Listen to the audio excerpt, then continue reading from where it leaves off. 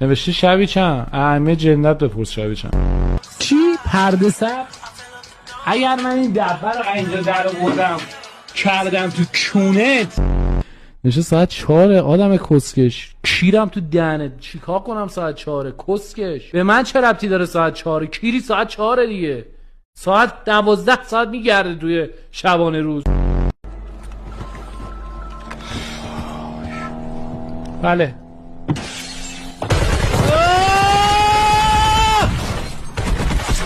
اجازه بدید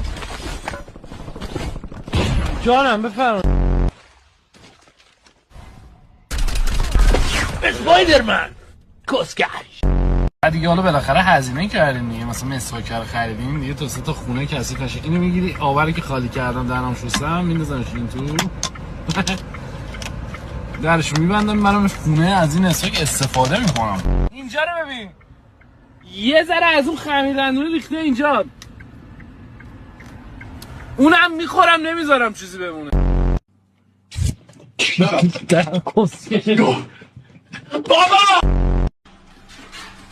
من بزنم چونت بذارم آخه بچه کونی اسکی رفته از این اسکی از رفته اون کسخو کیری